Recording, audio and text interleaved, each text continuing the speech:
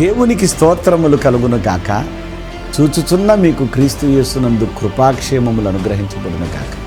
ప్రియ దేవుని పిల్లలారా, జనవరి 15, 16, 17 తారీఖుల్లో సిలువ మిషన్ ప్రధాన కేంద్రమైన అడ్డాడ స్వస్థతశాల నందు సిలువ పండుగలు జరుగుతున్నవి రమ్మని మిమ్మల్ని ప్రేమతో ఆహ్వానిస్తూ ఉన్నాను.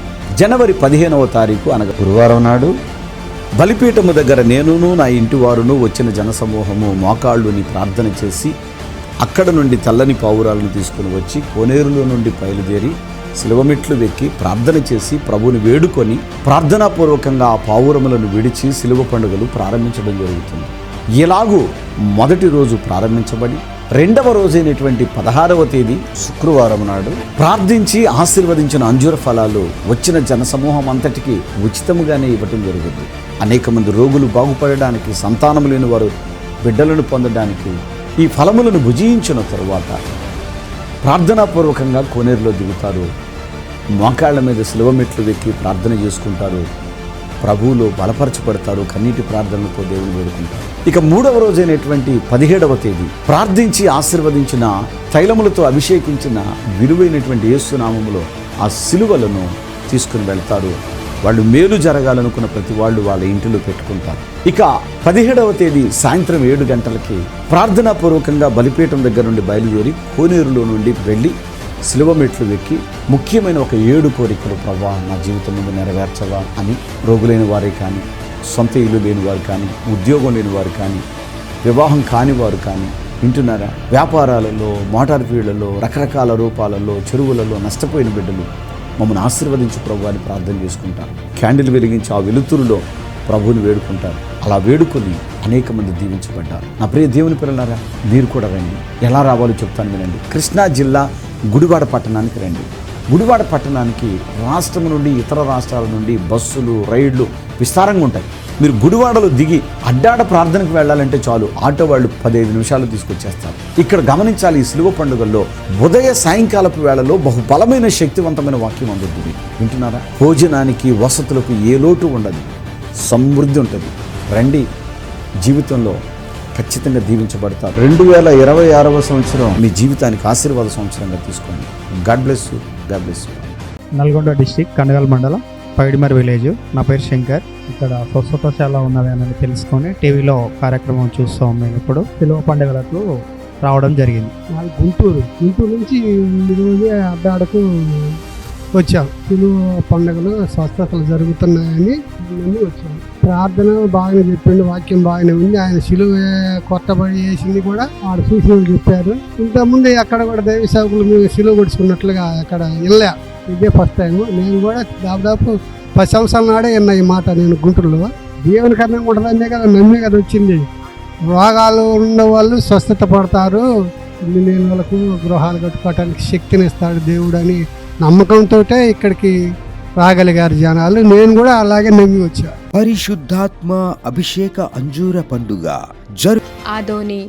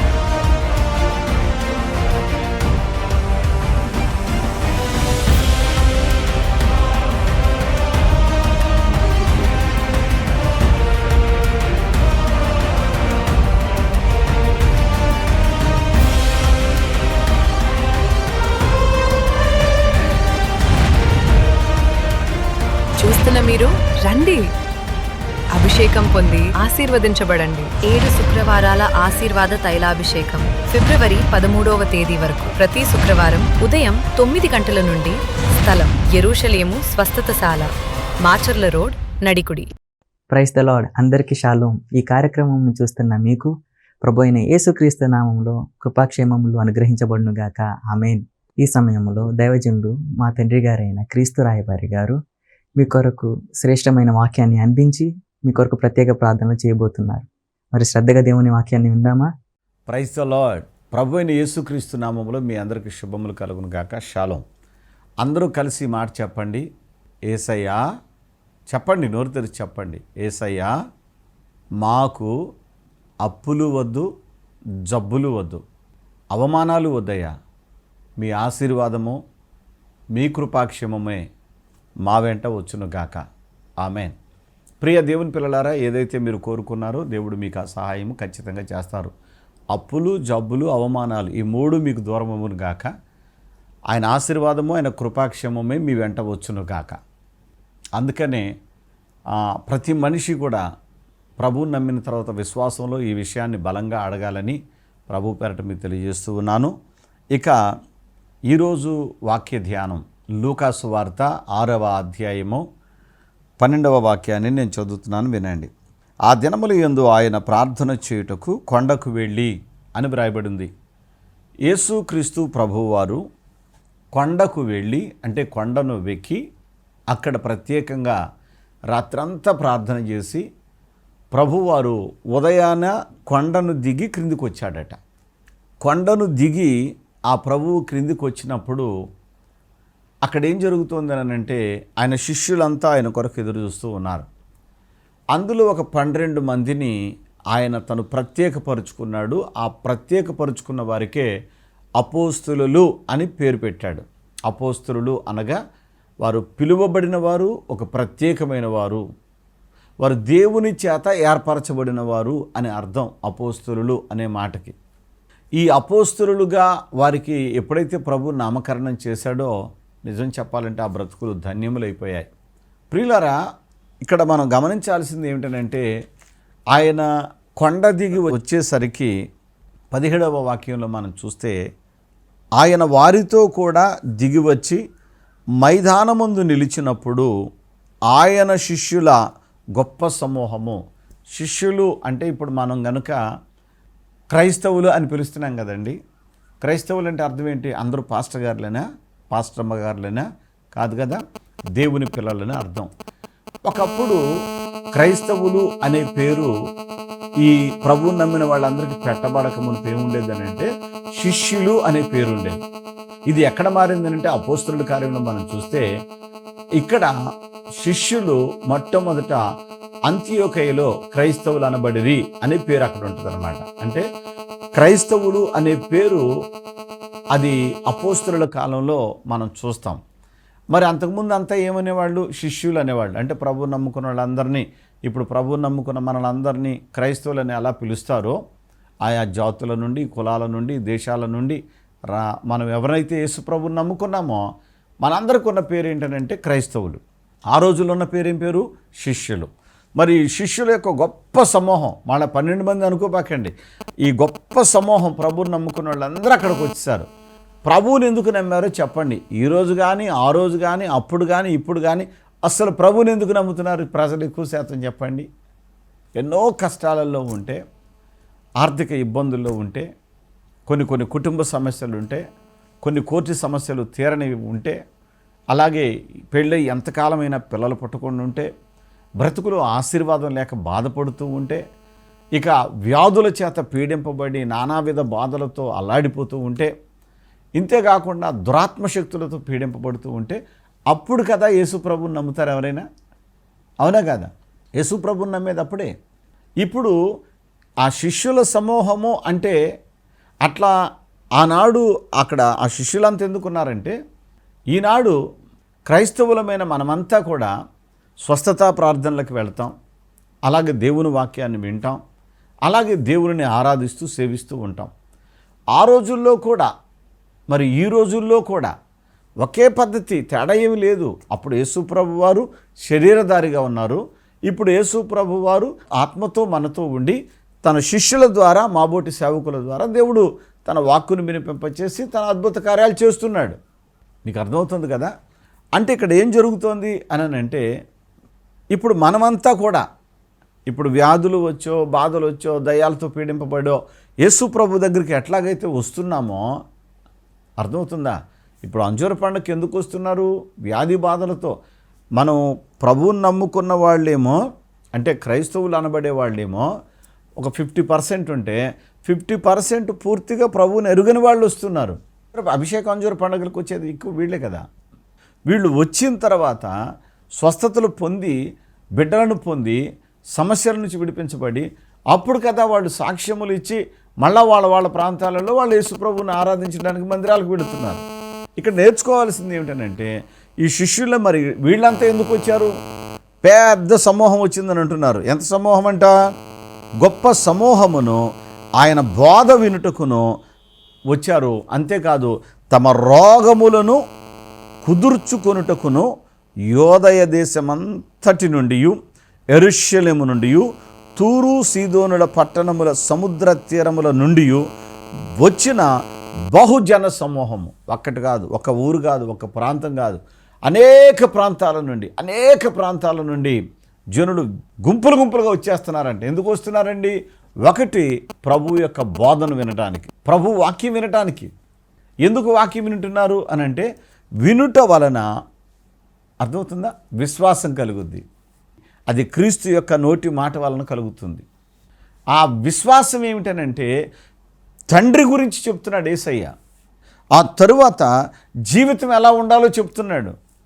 అసూయ ద్వేషాలతో, కలహాలు కక్షలతో, కార్పణ్యాలతో రగిలిపోతున్న ఈ లోకంలో శాంతిని చెప్తున్నాడు యేసయ్య. ఈరోజు ఈ కక్షలు, కార్పణ్యాలు, కలహాలు, ద్వేషాలు ఏమండి అల్లకల్లోలం చేసుకోవడాలు జరుగుతున్నాయి లోకంలో. ఇవేమీ లేకుండా జనులు ప్రశాంతంగా బ్రతకాలి అని అంటే ప్రభు మాటలు వినాలి.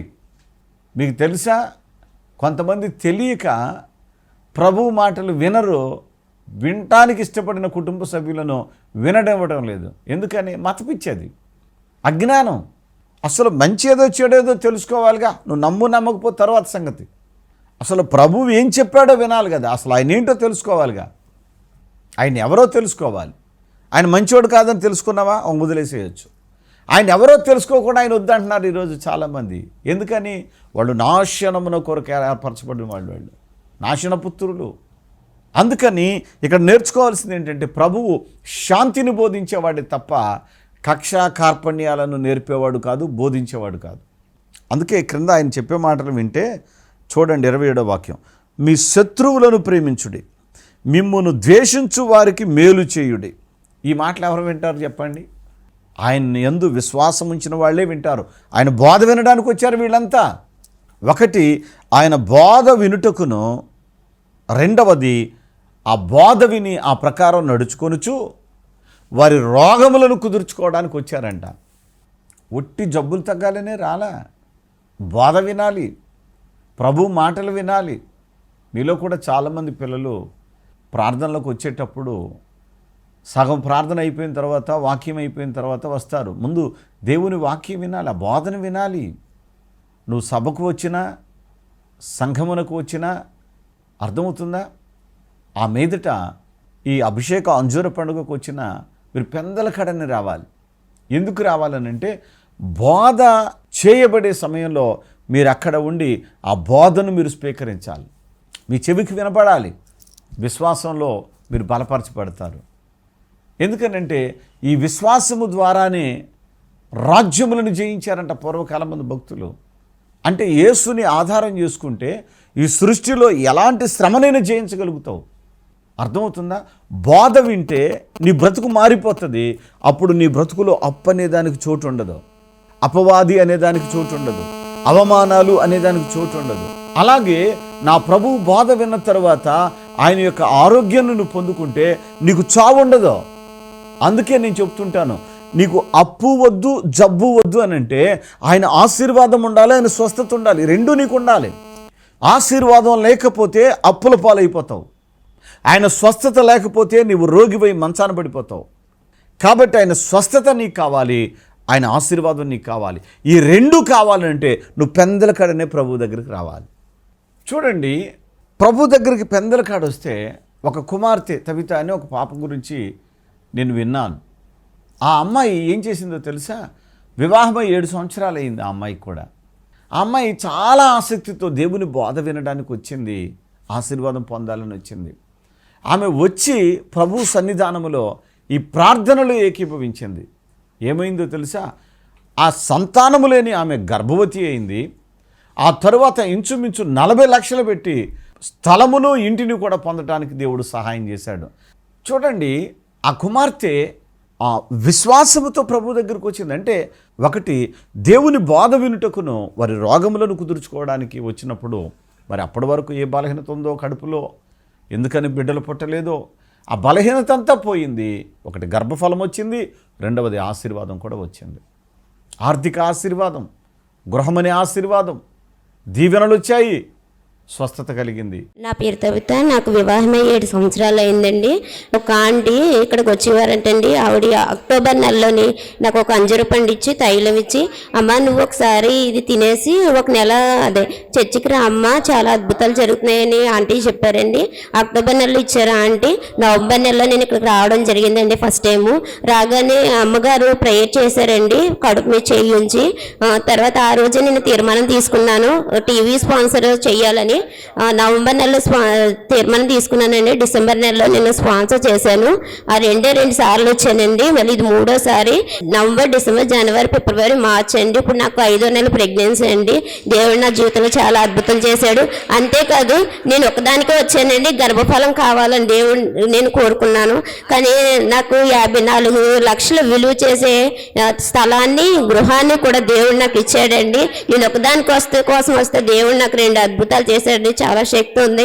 అయ్యగారితో ప్రార్థన చేయించుకున్నాను. స్పాన్సర్ చేయడం వల్ల చాలా మేలు పొందుకున్నాను. నేనైతే డిసెంబర్లో చేశాను స్పాన్సర్. వెంటనే జవాబు ఇచ్చాడండి దేవుడు. ఈ చిన్న సాక్షిని దేవుడు దీవించును గాక. చూడండి, మీ అందరికీ నేను చెప్పేది ఏంటంటే, దేవుని నమ్మండి, దేవుని మీద విశ్వాసం ఉంచండి, ఆయన బోధ వినడానికి రండి, ఆయన భక్తిలో మీరు బలపడండి. అందుకే నేను పదే చెప్తూ ఉంటాను, మీలో కొంతమంది ఈ బోధ వినడానికి వచ్చేటప్పుడు మీరు విశ్వాసంతో రండి. మీరు అనుకున్న కార్యాలన్నీ దేవుడు చేస్తాడు. మీ హృదయంలో ఉన్న ప్రతి కోరిక దేవుడు నెరవేరుస్తాడు. మీ బ్రతుకులు ఆయన గొప్ప దీవెనలు ఇస్తాడు. కావాలా ఈ దీవెనలు? కన్నులు మూయండి, మీ కొరకు చిన్న ప్రార్థన చేస్తాను. పరిశుద్ధుడా, ప్రేమగల తండ్రి, మీకు స్తోత్రాలు నాయన. ఇప్పటివరకు శ్రేష్టమైన మీ మాటలను ఆలకించిన ఈ బిడ్డలను దీవించండి, ఆశీర్వదించండి. మీ పరలోకపు మేలులతో నింపండి. రాజా, మీకు స్తోత్రాలు చెల్లిస్తూ ఉన్నాను. కృప వెంబడి కృప, దీవెన వెంబడి దీవెన, ఆశీర్వాదం వెనుక ఆశీర్వాదం బిడ్డలకు ఇవ్వండి. నీ బిడ్డల దగ్గర ఉన్న నీళ్లను, నూనెను, ద్రాక్షరసమును దీవించండి ప్రభు, ఆశీర్వదించండి. త్రాగినప్పుడు మేలులు చేయండి, వ్రాసుకున్నప్పుడు మేలులు చేయండి. అయ్యా, సంతానం లేని వారికి సంతానమును, అప్పులోని వారికి విడుదలను దయచేయండి. రోగులైన వారికి సంపూర్ణమైన స్వస్థతనివ్వండి. ఇదే కాకుండా ఆత్మలో ప్రతి బిడ్డను బలపరిచి పాపములను విడిచిపెట్టి పరిశుద్ధులుగా బ్రతకడానికి కృప చూపండి. మీ కృపను పొందుకునే బుద్ధిని కూడా బిడ్డలకు ఇవ్వండి. ఈరోజు ఈ టీవీ కార్యక్రమానికి ఎవరైతే ఒక 5,000 ఇచ్చి ఈ సువార్తను ప్రకటింపజేస్తున్నారో ఈ కుటుంబాలను మీరు దీవించండి ప్రభువా. చూచుచున్న వారు కూడా మా కుటుంబం ద్వారా కూడా మేము ఒక టీవీ కార్యక్రమానికి స్పాన్సర్ చేసి అనేక ఆత్మలను మీ వైపు త్రిప్పాలని మనసు బిడ్డలకు దయచేయమని యేసు నామమున వేడుకొనుచున్నాను తండ్రి, ఆమెన్. ప్రియులారా, ఒక మాట చెప్తా వినండి. ఒక టీవీ కార్యక్రమానికి స్పాన్సర్ చేయడం ద్వారా ఒక్కరోజు వాక్యం చెప్తే 10 లక్షల మంది పైబడి ఈ వాక్యాన్ని వింటున్నారు. మీరిచ్చే 5,000 ప్రభు సువార్త, రాజ్య సువార్త విస్తరించడానికి 10 లక్షల కుటుంబాలలో మీ కుటుంబం ఆశీర్వాదం కొరకు ప్రార్థన చేయడానికి దేవుడు మీకు ఇచ్చే గొప్ప అవకాశం అని భావించండి. ఈ అవకాశాన్ని సద్వినియోగం చేసుకోండి. అవకాశం ఉన్నవాళ్ళు ఒక టీవీ కార్యక్రమాన్ని స్పాన్సర్ చేసి ఆశీర్వదించబడండి. God bless you. God bless you all. దేవునికి స్తోత్రములు కలుగును గాక. చూచుచున్న మీకు క్రీస్తు యేసునందు కృపాక్షేమములు అనుగ్రహించబడును గాక. ప్రియ దేవుని పిల్లలారా, జనవరి 15, 16, 17 తారీఖుల్లో సిలువ మిషన్ ప్రధాన కేంద్రమైన అడ్డాడ స్వస్థతశాల నందు సిలువ పండుగలు జరుగుతున్నవి రమ్మని మిమ్మల్ని ప్రేమతో ఆహ్వానిస్తూ ఉన్నాను. జనవరి 15వ తారీఖు అనగా గురువారం నాడు బలిపీఠము దగ్గర నేనును నా ఇంటి వారును వచ్చిన జనసమూహము మోకాళ్ళుని ప్రార్థన చేసి అక్కడ నుండి తెల్లని పావురాలను తీసుకుని వచ్చి కోనేరులో నుండి బయలుదేరి శిలువమెట్లు వెక్కి ప్రార్థన చేసి ప్రభువుని వేడుకొని ప్రార్థనాపూర్వకంగా ఆ పావురములను విడిచి శిలువ పండుగలు ప్రారంభించడం జరుగుతుంది. ఇలాగూ మొదటి రోజు ప్రారంభించబడి రెండవ రోజైనటువంటి 16వ తేదీ శుక్రవారం నాడు ప్రార్థించి ఆశీర్వదించిన అంజూర ఫలాలు వచ్చిన జనసమూహం అంతటికి ఉచితంగానే ఇవ్వటం జరుగుతుంది. అనేక మంది రోగులు బాగుపడడానికి, సంతానం లేని వారు బిడ్డలను పొందడానికి ఈ ఫలములను భుజించిన తరువాత ప్రార్థనాపూర్వకంగా కోనేరులో దిగుతారు. మోకాళ్ళ మీద శిలువ మెట్లు వెక్కి ప్రార్థన చేసుకుంటారు. ప్రభువులో బలపరచబడతారు. కన్నీటి ప్రార్థనలతో దేవుని వేడుకుంటారు. ఇక మూడవ రోజైనటువంటి 17వ తేదీ ప్రార్థించి ఆశీర్వదించిన, తైలములతో అభిషేకించిన విలువైనటువంటి యేసు నామములో ఆ శిలువలను తీసుకుని వెళ్తారు. వాళ్ళు మేలు జరగాలనుకున్న ప్రతి వాళ్ళు వాళ్ళ ఇంటిలో పెట్టుకుంటారు. ఇక 17వ తేదీ సాయంత్రం 7 గంటలకి ప్రార్థనాపూర్వకంగా బలిపీఠం దగ్గర నుండి బయలుదేరి కోనేరులో నుండి వెళ్ళి శిలువ మెట్లు వెక్కి ముఖ్యమైన ఒక 7 కోరికలు ప్రభువా నా జీవితం ముందు నెరవేర్చవా అని రోగులైన వారే కానీ, సొంత ఇల్లు లేని వారు కానీ, ఉద్యోగం లేని వారు కానీ, వివాహం కాని వారు కానీ, వింటున్నారా, వ్యాపారాలలో, మోటార్ ఫీల్డ్లలో, రకరకాల రూపాలలో, చెరువులలో నష్టపోయిన బిడ్డలు మమ్మల్ని ఆశీర్వదించి ప్రభు అని ప్రార్థన చేసుకుంటారు. క్యాండిల్ వెలిగించి ఆ వెలుతురులో ప్రభువుని వేడుకుంటారు. అలా వేడుకొని అనేక మంది దీవించబడ్డారు. నా ప్రియ దేవుని పిల్లలారా, మీరు కూడా రండి. ఎలా రావాలో చెప్తాను వినండి. కృష్ణా జిల్లా గుడివాడ పట్టణానికి రండి. గుడివాడ పట్టణానికి రాష్ట్రం నుండి, ఇతర రాష్ట్రాల నుండి బస్సులు, రైళ్లు విస్తారంగా ఉంటాయి.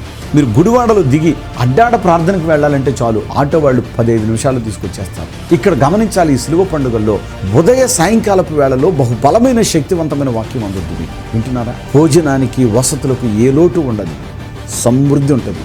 రండి, జీవితంలో ఖచ్చితంగా దీవించబడతారు. 2026వ సంవత్సరం మీ జీవితానికి ఆశీర్వాద సంవత్సరంగా తీసుకోండి.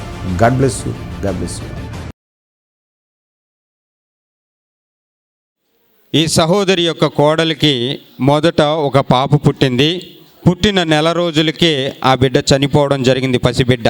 అలాంటి పరిస్థితుల్లో గత సంవత్సరం జరిగిన శిలువ పండుగలలో హాజరై శిలువ దగ్గర క్యాండిల్ వెలిగించుకుని, అయ్యా నా కోడలికి 3 ఏళ్లుగా పిల్లలు లేరు, పుట్టిన బిడ్డ చనిపోయింది, మరి మీ దయను బట్టి ఈసారి తను కన్సీవ్ అయి ఆరోగ్యంగా క్షేమంగా ఉండేటట్లుగా కృప చూపించిన ఆయన అని చెప్పి గత సంవత్సరం జరిగినటువంటి శిలువ పండుగలలో వీరు పాల్గొని క్యాండిల్ వెలిగించి కోరిక కోరుకోవడం జరిగింది.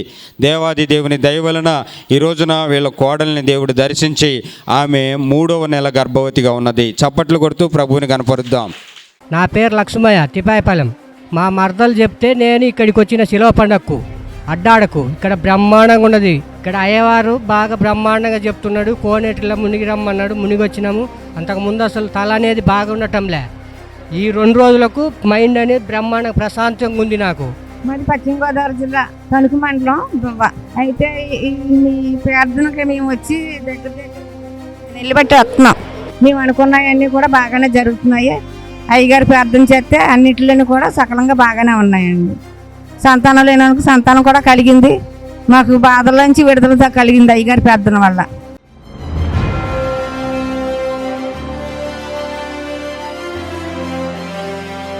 Praise the Lord. ఇప్పటివరకు దేవుని యొక్క శ్రేష్టమైన వాక్యాన్ని విన్నారు కదూ. మీరు ఈ వాక్యం వినడానికి ఇదిగో ఈ ఫోటోలలో కనబడుతున్న ఈ 2 కుటుంబాల కోసం మనం ప్రార్థన చేద్దాం. కన్నడం వస్తారా? పరిశుద్ధుడా, ప్రేమగల తండ్రి, మీ ఘనమైన నామమునకు వందనాలు, స్తోత్రాలు, స్తుతులుడు ఆయన. మీ కృపలో ఈ టీవీ కార్యక్రమాన్ని స్పాన్సర్ చేసిన ఈ బిడ్డలను మీరు ప్రత్యేకంగా ఆశీర్వదించండి. నజరేయుడైన యేసు నామములో ఈ చూస్తున్న వాళ్ళు కూడా, మేము కూడా మా దేవుని సేవను ప్రబల చేయాలని స్పందించి నీ బిడ్డలు కూడా ఒక టీవీ కార్యక్రమాన్ని స్పాన్సర్ చేసి మిమ్మల్ని గనపరుచినట్లు నీ బిడ్డలకు కృపను అనుగ్రహించమని యేసు నామమున అడుగుచున్నాను తండ్రి, ఆమేన్. షాలోమ్. మీ ప్రార్థన అవసరతలు తెలియచేయుటకు మరియు మీ కానుకలు పంపించుటకు మా చిరునామా క్రీస్తు రాయబారి ఎన్ శ్రీనివాసరావు, శిలువ మిషన్ స్వస్థతశాల, అడ్డాడ, పామరు మండలం, కృష్ణా జిల్లా. Pin code 521390.